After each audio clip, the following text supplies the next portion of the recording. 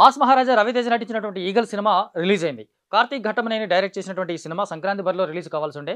కానీ ఆ టైంలో థియేటర్‌కి సంబంధించినటువంటి ఇష్యూస్ రాకుండా ప్రొడ్యూసర్స్ కౌన్సిల్ వీళ్ళంతా మాట్లాడుకొని ఈ సినిమాని ఫిబ్రవరి 9కి పోస్ట్‌పోన్ చేయించుకున్నారు. చెప్పినట్టుగానే అందుకోసం వీళ్ళకి సోలో రిలీజ్ డేట్ ఇచ్చారు. ఆఫ్‌కోర్స్ నిన్న, రేపు ఒక సినిమాలు ఉన్నప్పటికీ కూడా ఆ 2 సినిమాలు థియేటర్‌కి సంబంధించినంత ఈ రవితేజ సినిమాని ఇబ్బంది పెట్టేంత సీన్ లేదనేది అందరికీ తెలుసు. కాబట్టి రవితేజకి మాక్సిమం సోలో రిలీజ్ డేటే ఉన్నట్టుగా కన్ఫర్మ్ అయింది. మరి ఈ సోలో రిలీజ్ డేట్‌ని వాడుకుంటూ మాస్ మహారాజా బాక్స్ ఆఫీస్ దగ్గర ఎలాంటి రిజల్ట్ తీసుకున్నాడు? అసలు ఈ సినిమా కథ ఏంటి? కథనం ఎలా ఉంది? రవితేజ ఎలా చేశాడనేది ఇప్పుడు ఒకసారి చూద్దాం.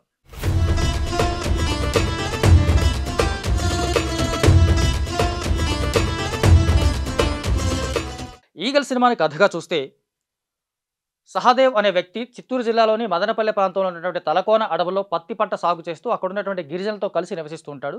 అత్యంత ఆధునికమైనటువంటి గెస్ట్ హౌస్‌ని అతను నిర్మించుకొని ఉంటాడు. అతనితో పాటుగా జై అనే ఒక ఫ్రెండ్ కూడా ఉంటాడు. దీంతో ఢిల్లీలో ఒకరోజు ఒక అరుదైనటువంటి వస్త్రాన్ని చూసినటువంటి జర్నలిస్ట్ నళిని అనే అమ్మాయి ఆ వస్త్రానికి సంబంధించినటువంటి నేపథ్యం తెలుసుకొని ఆశ్చర్యపోతుంది. ఇది మదనపల్లిలో మాత్రమే పండేటువంటి పత్తి ద్వారా నేసినటువంటి వస్త్రము.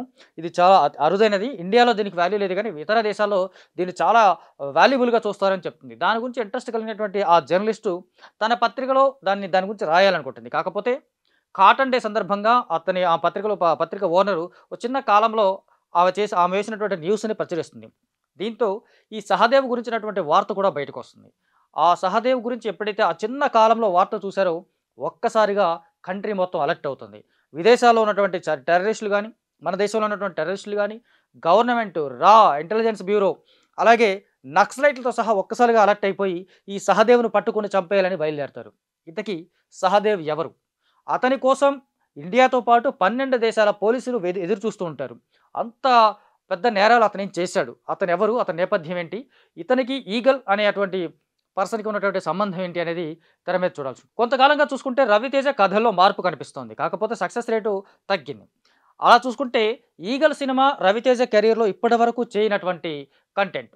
ఎందుకంటే ఫస్ట్ హాఫ్ మొత్తం కేజీఎఫ్ రేంజ్‌లో ప్రతి సీను ఒక ఎలివేషన్ సీన్ లాగా కనిపిస్తుంది.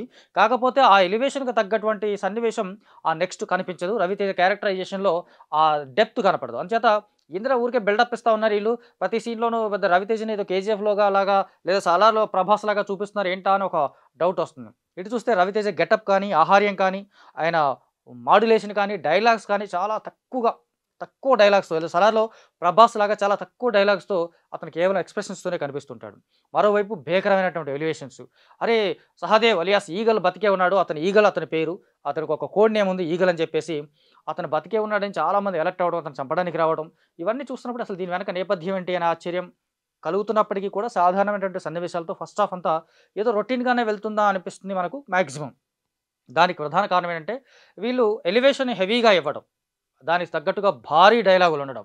ఆ డైలాగులోని డెప్త్‌కి తర్వాత వచ్చే సన్నివేశానికి కరెక్ట్ మ్యాచ్ అవ్వకపోవటం వల్ల ఆ ఎలివేషన్స్ అన్నీ బిల్డప్ కోసం ఇస్తున్నారు తప్ప ఇది కథకి సరిపోయేది కాదు. కథనంలో అంత దమ్ము లేదన్న విషయం ఫస్ట్ హాఫ్‌లో కొంతవరకు మనకు అర్థమవుతూ ఉంటుంది. అంచేత ఫస్ట్ హాఫ్ వరకు ఎలివేషన్‌తోని సాధారణంగా వెళ్ళిపోతుంది. ఏదో మమ అనిపించినట్టుగా మళ్ళీ రవితేజ ఎలాంటి రిజల్ట్ చూడబోతున్నాడు అనిపిస్తుంది. బట్ తరచి చూస్తే ఆ తర్వాత సెకండ్ హాఫ్ చూస్తే గనక ఈగల్ నేపథ్యం, అతను ఈగల్ నుంచి సహదేవ్‌గా మారడానికి ఉన్నటువంటి నేపథ్యం చాలా బాగా రాసుకున్నాడు కార్తీక్ ఘట్టమనేని.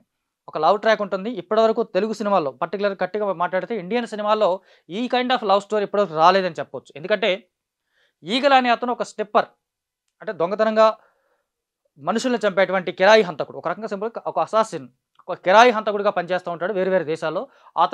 అతను చేసిన హత్యల మూలంగా అనేక మంది దొంగతనంగా అక్రమంగా ఆయుధాలను సమకూర్చుకుంటుంటారు. అలా అక్రమంగా ఆయుధాలు సమకూర్చుకున్న వాళ్ళు చేసేటువంటి విధ్వంసం ప్రపంచ వినాశనానికి దారితీస్తుందని తెలుసుకున్న అతను ఆ ఆయుధాల విధ్వంసాన్ని ఆపడం కోసం ఎవరైతే ఈ వెపన్ డీలర్స్ ఉంటారో వాళ్ళందరినీ పట్టుకోవడం, వాళ్ళ వెపన్ డీలింగ్ జరిగే సందర్భంలో వాళ్ళని పట్టుకోవడం, ఆ వెపన్స్ అన్ని తను తెచ్చేసుకొని దాన్ని సరైనటువంటి కారణానికి వాడాలి, ఆయుధం అవసరానికి వాడుకోవాలి తప్ప ఇలా స్వార్థానికి కాదని చెప్పేసి ఒక సందేశంతో ఈ సినిమా కనిపిస్తూ ఉంటుంది.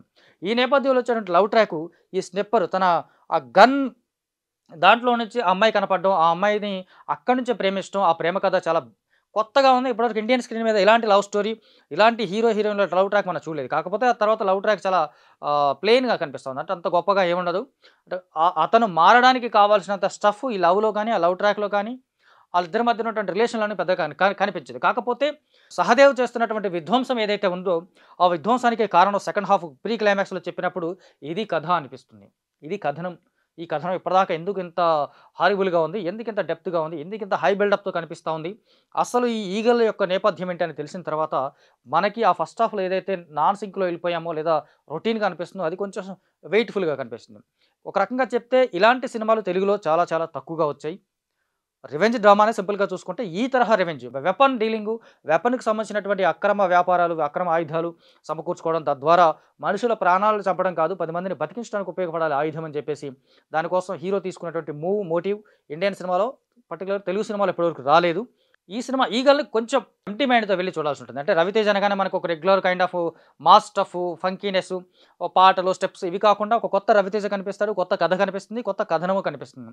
దీన్ని అడాప్ట్ చేసుకొని ఆ సినిమాని పర్టిక్యులర్‌గా చూడగలిగితే గనక ఖచ్చితంగా 'ఈగల్' ఒక హాలీవుడ్ స్థాయి సినిమా అన్న విషయం మనకు ఖచ్చితంగా అర్థమవుతుంది. ఎందుకంటే 'రవితేజ' అనే కాదు ఏ హీరో ఇలాంటి కథలు కొత్త కథలు ట్రై చేసినప్పటికీ కూడా కొంచెం మనకి ఒక పర్టిక్యులర్ ఇమేజ్ ఉన్న హీరోలు ఇలాంటి కథలు ట్రై చేసినప్పుడు కొంతవరకు డిసప్పాయింట్‌మెంట్ వస్తుంది. అరే! మన హీరోని ఇలా ఉన్నాడేంటి? అలా ఉన్నాడేంటి? ఒక ఫీలింగ్ వస్తుంది. బట్ ఆ కథ యొక్క మోటివ్ ఏంటో తెలిసినప్పుడు, ఆ కథనం యొక్క స్ట్రెంత్ ఏందో తెలిసినప్పుడు ఖచ్చితంగా అవి కొత్తగా కనిపిస్తాయి.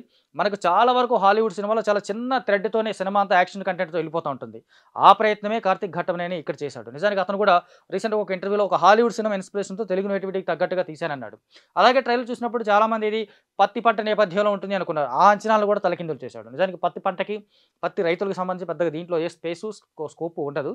కాకపోతే ఆ నేపథ్యం నుంచి కథ మొదలుపెట్టడం వల్ల ఇంట్రెస్టింగ్‌గా అనిపిస్తుంది. దానికి హీరోయిన్‌కి ఒక ఇంటర్‌లింక్ ఉండటం అనేది, ఆ ఇంటర్‌లింక్‌కి కారణమైనటువంటి వెపన్ డీలింగ్ అనేది, ఇదనేది ఒకటి కొంచెం వెరీ ఇంట్రెస్టింగ్‌గా సెకండ్ హాఫ్‌లోకి వచ్చాక మనకు తెలుస్తా ఉంటుంది. ఇక లాస్ట్ సెకండ్ హాఫ్‌లో కనిపించేటువంటి క్లైమాక్స్ ఫైట్ చూస్తే గూస్ బంప్స్. ఇప్పటివరకు మనం కొంతకాలంగా 'కేజీఎఫ్' వచ్చిన దగ్గర నుంచి వెండి తెర మీద తోటాలు దూసుకురావటం, వందల కొద్దీ తోటాలు దూసుకురావడము, విపరీతమైన గన్ కల్చర్ అనేది భీకరంగా మారిపోయింది.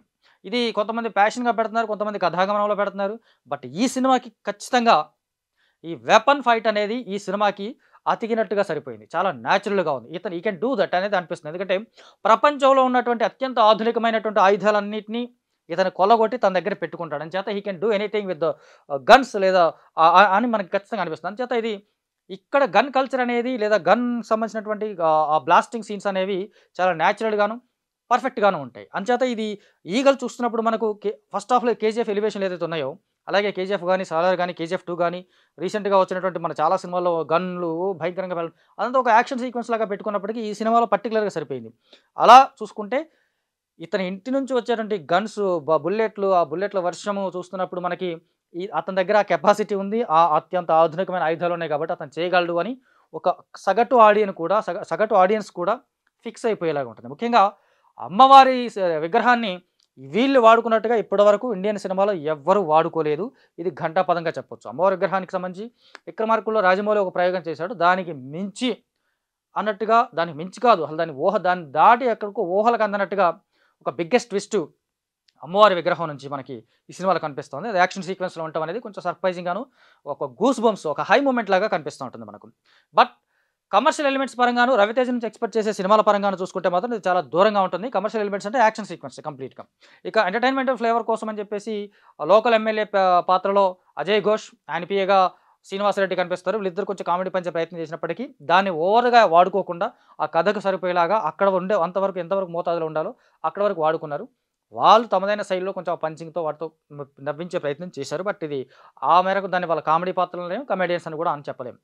అలాగే ఉంటాయి ఆ పాత్రలు. ఇక ఈ సినిమాకి సంబంధించి అత్యంత కీలకమైనటువంటి పాత్ర అనుపమ పరమేశ్వరన్. తాను ప్రచురించిన ఒక చిన్న వార్త వల్ల కంట్రీ మొత్తం అలర్ట్ అవ్వడం వల్ల తనకు ఉద్యోగం పోతుంది. ఆ ఉద్యోగం పోవడానికి కారణమైనటువంటి వ్యక్తి ఎవరో తెలుసుకోవాలని తను ప్రయాణం మొదలుపెడుతుంది. ఆ ప్రయాణంలో తెలిసే విషయాలే ఇవన్నీ. ఆ ప్రయాణం ఎక్కడి వరకు వెళ్తుందనేది సినిమా మనకి చివరిగా కనిపిస్తుంది. ఇక అలాగే అందువల్ల ఈ అనుపమ పరమేశ్వరన్ పాత్ర చాలా కీలకంగా ఉంటుంది. తను కూడా బాగా సెటిల్డ్‌గా చేసింది. పర్ఫెక్ట్‌గా ఆ పాత్రని అడాప్ట్ చేసుకొని బాగా యాక్ట్ చేసింది. ఇక ఈ సినిమాకి బ్యాక్ బోన్ అన్నీ తానైనటువంటి 'ఈగల్' ఫేస్ రవితేజ. మామూలుగా రవితేజ కొన్ని పాత్రలు చూస్తే సర్ప్రైజింగ్‌గా ఆయన ట్రాన్స్‌ఫర్ అవుతాడు. మనకి 'విక్రమార్కుడులో' రాథోడ్ పాత్ర గాని, కొన్ని ఒక డిఫరెంట్ క్యారెక్టర్లు చేసినప్పుడు ఆయన ఇమేజ్‌ని పూర్తిగా పక్కన పెట్టేసి ఆ క్యారెక్టర్‌లోకి వెళ్ళిపోతుంటాడు. అలాంటి పాత్రే 'ఈగల్‌లో' చేశాడు. సహదేవ్‌గా, 'ఈగల్‌గా 2 డిఫరెంట్ షేడ్స్ ఉన్న క్యారెక్టర్‌లు అద్భుతంగా ఒదిగిపోయాడు ఆయన. విశేషం ఏంటంటే ఇందాక చెప్పినట్టుగా మనకు ఈ సినిమాలో చాలా లిమిటెడ్ డైలాగ్స్ ఉన్నాయి. చాలా లిమిటెడ్ డైలాగ్స్. మామూలుగా రవితేజ అంటే గలగలా మాట్లాడుతుంటాడు, గందరగోళంగా పంచులేస్తుంటాడు, నాన్ స్టాప్‌గా అతనే ఉంటాడు, కొడతా ఉంటాడు, కాంబినేషన్ కొడుతుంటాడు. ఇదంతా ఒకటి ఉంటుంది. ఆటికి పూర్తి భిన్నంగా ఒక సెటిల్డ్ పెర్ఫార్మన్స్‌తో, ఒక సెటిల్డ్ క్యారెక్టరైజేషన్‌తో వెరీ లిమిటెడ్ డైలాగ్స్‌తో, అది కూడా మోస్ట్ పవర్‌ఫుల్ డైలాగ్స్‌తో ఈ సినిమాలో రవితేజ కనిపిస్తాడు. అతనే ఈ సినిమాకి బిగ్గెస్ట్ అసెట్. ఇక శ్రీనివాస్ రెడ్డి, అజయ్ ఘోష్ వీళ్ళు రొటీన్. కావ్య తాపర్ హీరోయిన్‌గా తనకున్న స్పేస్ తక్కువ. కాకపోతే ఆ పాత్ర కేంద్రంగానే సహదేవ్ క్యారెక్టరైజేషన్ ఎలివేట్ అవుతుంది కాబట్టి ఆ పాత్రను కొంచెం కీలకంగానే చూడాలి. తను కూడా బానే చేసింది. సో, నవదీప్ 'జై' పాత్రలో నవదీప్ చాలా ఈ సినిమాకి సంబంధించి ఇంటర్వ్యూస్‌లో చాలా చెప్పుకున్నప్పటికీ, నవదీప్‌కి సంబంధించి జస్ట్ ఫ్రెండ్ అంతే. ఆయుధాలివ్వడము, బటన్ నొక్కడం ఇంతే ఉంటుంది తప్ప, అతని క్యారెక్టర్ కంటూ ప్రత్యేకమైనటువంటి రికగ్నిషన్ అంటే ఏం లేదు. అతని క్యారెక్టరైజేషన్‌లో ఏ కొత్తదనమో కనిపించదు.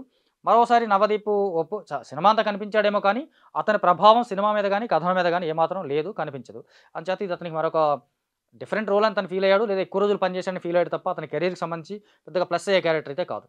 సో, ఇది మామూలుగా మనకి సినిమా కథనానికి సంబంధించినటువంటి విషయం. టెక్నికల్‌గా 'ఈగల్' సినిమాను చూస్తే గనక, దర్శకుడే సినిమాటోగ్రాఫర్ కాబట్టి, ఆ మేరకు తను ఏదైతే షార్ట్ డివిజన్ అనుకున్నాడో, ఏదైతే షార్ట్స్ అనుకున్నాడో, ఏదైతే చూపించాలనుకున్నాడో దాన్ని అద్భుతంగా నెక్స్ట్ లెవెల్‌లో పిక్చరైజ్ చేశాడు. కొన్ని సన్నివేశాలు చూస్తే అతను ఈ సినిమా కథ కంటే ముందు సినిమాటోగ్రఫీని ఊహించి రాసుకున్నాడేమో అనిపిస్తోంది. తనతో పాటు మరొక ఇద్దరు కూడా ఈ సినిమాకి సినిమాటోగ్రాఫర్‌గా పనిచేశారు. అంటే తను ఏదైతే కొంచెం కీలకమైన సన్నివేశాలు డైరెక్ట్ చేస్తున్నప్పుడు కెమెరా దీన్ని హ్యాండిల్ చేయడం కష్టం కాబట్టి మరొక ఇద్దరిని తీసుకున్నాడేమో కానీ, ఓవరాల్‌గా చూసుకుంటే కార్తీక్ ఘట్టమనేని ఇంపాక్ట్ అయితే కనిపిస్తుంది. అలాగే ఎడిటింగ్ కూడా తానే చేశాడు. ఫస్ట్ హాఫ్‌లో కొన్ని సన్నివేశాలు తీసేయొచ్చు. కొన్ని అంటే శ్రీనివాస్ రెడ్డికి సంబంధించి గాని, అతని వద్ద పనిచేసినటువంటి పర్సన్‌కి సంబంధించినటువంటి కొన్ని సన్నివేశాలు వేస్ట్‌లాగా అనిపిస్తా ఉంటాయి. కాకపోతే అందువల్ల కూడా ఫస్ట్ హాఫ్ కొంత ఇబ్బంది కలిగినట్టు సాగదీతగా అనిపిస్తూ ఉంటుంది మనకు. నెక్స్ట్ ఇక మ్యూజిక్. ఈ సినిమాకి దేవ్ జాండ్ మ్యూజిక్ అందించాడు. నేపథ్య సంగీతం ఎర్రగొట్టేశాడు. మనకి ఏదైతే ఇలాంటి యాక్షన్ సినిమాలకి ఈ మధ్య ఏదైతే మ్యూజిక్కే ఎలివేషన్ అవుతుంది, మ్యూజిక్ ద్వారానే ఎలివేట్ అవుతున్నాయి సీన్స్ అనుకున్న సందర్భంలో, అతను తన వంతు ప్రయత్నాన్ని 100% ఇచ్చేశాడు. అందువల్ల నేపథ్య సంగీతం చాలా చాలా బాగుంది. పాటలు రెండో, మూడో ఉన్నట్టున్నాయి. అవి కూడా వింటున్నంత సేపు ఓకే అనిపిస్తూ ఉంటాయి. కానీ అద్భుతమైన పాటలు, వినగానే గుర్తుపెట్టుకొని రెగ్యులర్‌గా హమ్ చేసుకునేటటువంటి పాటలైతే కాదు. సో, అది ఎడిటింగ్ పరంగా ఓకే. ఇక డైలాగ్స్, ఈ సినిమాకి సంబంధించి డైలాగ్స్ ప్రత్యేకంగా చెప్పాలి. డైలాగ్స్ చాలా చాలా బాగున్నాయి. హీరో ఎలివేషన్ కోసం చెప్పినటువంటి డైలాగ్స్ చాలా వెయిట్‌తో ఉన్నాయి. ఆ పాత్రలకి ఈ మధ్య కాలంలో ఇంత బలమైనటువంటి డైలాగ్స్ మనము చూడలేదనే చెప్పాలి. అంత అద్భుతమైనటువంటి డైలాగ్స్ ఉన్నాయి కానీ, ఫస్ట్ హాఫ్‌లో ఉన్నటువంటి ఆ డైలాగ్స్ అన్ని మాక్సిమం ఫస్ట్ హాఫ్‌లో ఉండడం, అవన్నీ ఎలివేషన్స్‌కి పరిమితం కావడంలో కూడా కొంతవరకు తేలిపోయినట్టు కనిపిస్తాయి కానీ, కొంచెం కరెక్ట్‌గా వింటే గనక మంచి మంచి డైలాగులు, గొప్ప గొప్ప డైలాగులు, మంచి భాషతో కూడినటువంటి డైలాగులు ఈ సినిమాలో మనకు కనిపిస్తూ ఉంటాయి. దర్శకుడిగా కార్తీక్ ఘట్టమనేని ఫస్ట్ పిక్చర్ 'సూర్య వర్సెస్ సూర్య' అని ఒక కొత్త కాన్సెప్ట్‌తో తీసుకున్నాడు. ఇది కూడా అదే. ఒక హాలీవుడ్ రేంజ్ సినిమాని తీయాలనుకున్నాడు, తీసి చూపించేశాడు. రెగ్యులర్ కమర్షియల్ సినిమాలు చూస్తున్నటువంటి తెలుగు ఆడియన్స్‌కి ఒక డిఫరెంట్ మూవీ కావాలనుకున్నా, లేదు రవితేజను కొత్తగా చూడాలనుకున్న వాళ్ళకి ఈ సినిమా ఖచ్చితంగా నచ్చుతుంది. కాదు మాకు రెగ్యులర్‌గా 4 ఫైట్‌లు, 6 పాటలు ఈ కైండ్ ఆఫ్ రెగ్యులర్ స్టఫే కావాలనుకున్న వాళ్ళకి ఇది మంచి చాయిస్ కాకపోవచ్చు. బట్ ఓవరాల్‌గా చూసుకుంటే 'ఈగల్' ఒక కొత్త నేపథ్యంలో, ఒక కొత్త పాయింట్‌తో ఇప్పటివరకు మనకు డ్రగ్స్ అనే దందా ఏదైతే ఆ గొడవలో ఉన్నామో, దాని నుంచి బయటకి తీసుకొచ్చి వెపన్ డీలింగ్ అనేదే పెద్ద ప్రపంచానికి అత్యంత ప్రమాదకరం. ఇప్పటికే ఒక సినిమాలో ఒక డైలాగ్ ఉంటుంది. రా చీఫ్ ఒక ఆమె చెప్తుంది. మధుబాల క్యారెక్టర్ చేసింది. అతని దగ్గర ఉన్న ఆయుధాలు ఒక జిల్లాలో ప్రతి మనిషికి ఒక్కొక్కడికి ఒక్కోటి ఇవ్వచ్చు అంటుంది. ఈ కల్చర్ ఎంతో దూరం లేదు. ఇప్పటికే అమెరికా లాంటి దేశాల్లో కల్చర్ ఒక స్కూల్ వరకు వచ్చేసింది, కాలేజీల వరకు వచ్చేసింది, యూనివర్సిటీ వరకు వచ్చేసింది. ఏదో ఒకరోజు ఇంటి వరకు వస్తది. ఇది చాలా ప్రమాదం కాబట్టి దాన్ని అరికట్టడమే హీరో లక్ష్యంగా ఈ సినిమా కనిపిస్తూ ఉంది. ఇది కొంచెం ఖచ్చితంగా కొత్తగానే ఉంది. కొత్తగా ఉంది కాబట్టే ఇది ఆ మేకింగ్ ఇవన్నీ హాలీవుడ్ రేంజ్‌లో ఉండటం వల్ల కొంత రెగ్యులర్ తెలుగు గోయింగ్ మాస్ ఆడియన్స్‌కి ఇది కొంచెం కనెక్ట్ అయ్యే అవకాశాలు తక్కువగా ఉండొచ్చేమో కానీ, ఓవరాల్‌గా ఒక మంచి సినిమా చూసినటువంటి ఫీలింగ్ కావాలంటే చూడొచ్చు. నెక్స్ట్ ఈ సినిమాకి సీక్వెల్ కూడా అనౌన్స్ చేశారు. దాని పేరు 'ఈగల్ 2 యుద్ధకాండ' అని పెట్టారు. మరి ఈ సినిమా కమర్షియల్ హిట్ రేంజ్ మీద డిపెండ్ అయ్యి సీక్వెల్ వస్తుందా? లేక నిజంగా సీక్వెల్ కూడా తీస్తారా అనేది చూద్దాం.